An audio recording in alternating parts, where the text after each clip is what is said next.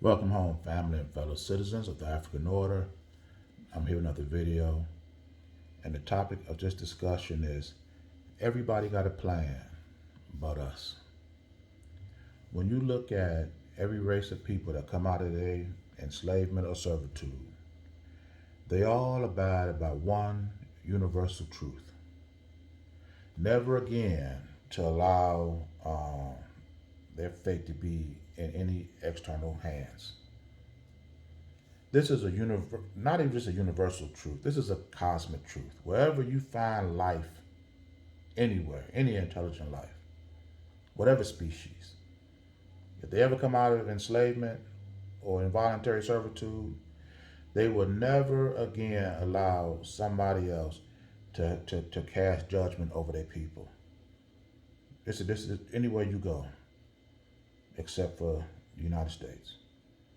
You Negroes are the only ones that come out of enslavement, the most vicious, dehumanizing campaign ever executed on human beings. You want to come out of here buddy buddy with your oppressor. Nobody else would even consider this.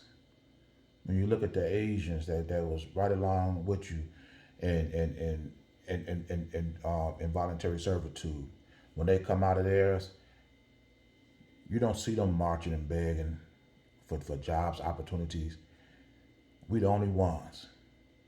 Instead of doing for ourselves, we still doing the same things we should be doing for ourselves, but we doing it for them. And then complaining every step of the way, either pay, respect, opportunity, but we won't do anything for ourselves. This is absolutely ridiculous. When I look at the indigenous people that was in this country first, after these Europeans came here and stripped them of their land and placed them on plantations, they were not satisfied with that. Over the years, they started building casinos on their property, on their reservations. And now they're using the revenue that whites are bringing in because they can't have casinos there. And they're buying back the land that was once theirs, that was taken from them. The chief said, we're going to get back everything that we once had, even if we got to do it one piece at a time.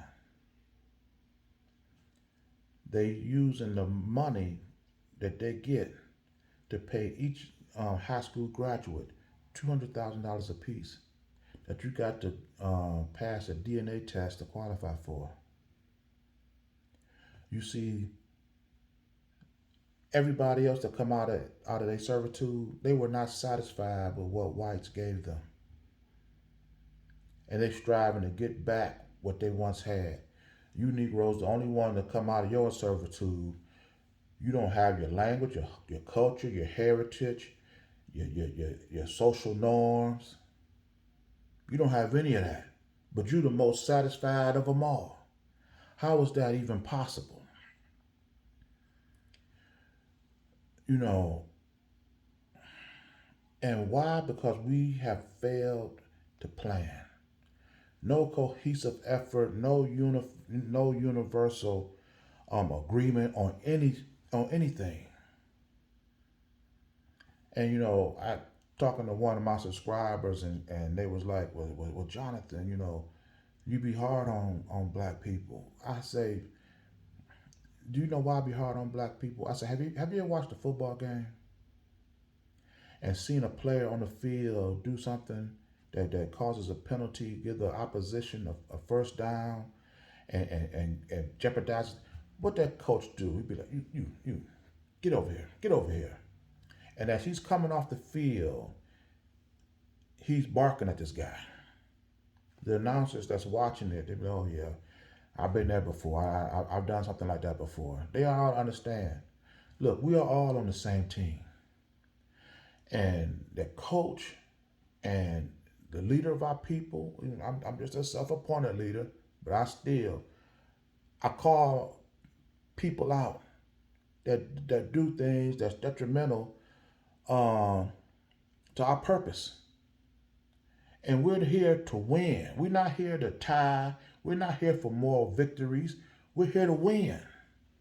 And no coach, no leader can just sit back and watch his people do things detrimental to our goal, to our mission. We have got to get on an accord and execute our game plan. But first, we got to have a plan. I've seen on the news the other day where they were returning property that was stolen from or taken from a black family. It was called Bruce Beach.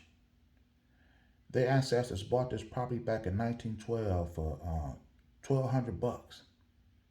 A haven for black people to go to where they can go and not be accosted by whites. The government and the Ku Klux Klan colluded and ran these people off their land. And then the government held it for 30 years before putting a park there. So now they just got this land back, and now the family is suing the government for taking their property. You see, this sets a precedence now. And see, if I was an actual leader, I was, and I would say, hey, this is a effort that we can use.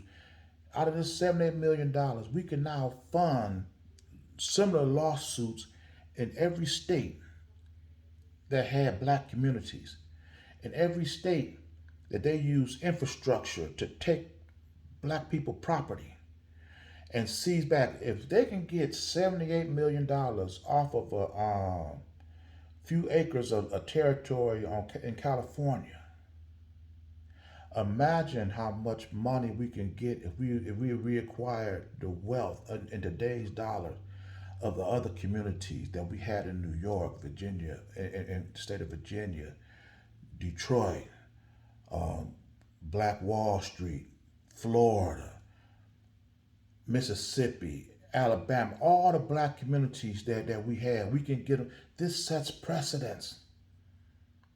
Now we can use this cookie cutter in every state. Now that's the plan. Rehashing failed marches that you did 50, 75 years ago and didn't bear no fruit, and reciting them today, that's no plan. Everything in this country has advanced over the years. We done went from boats by traveling by steam to nuclear, delivering mail from horseback to electronically, listening to music on a single speaker. Now you can download it digitally. Why are we still working for whites? Why can't we advance beyond working for whites? We'd already been enslaved by them. Now our advancement is into today is working for them. What does that make sense? Then you have another family or 9 families buying 100 acres of land. And the process that she's talking about going through in acquiring this 100 acres, you got to pay for this, you got to pay for that, then you got to pay for this survey, you got to pay for that survey, then you got to buy more land to qualify for this, then you got to buy more land to qualify for that, then you need so many other people. This process was so laborsome. Nobody would want to duplicate that.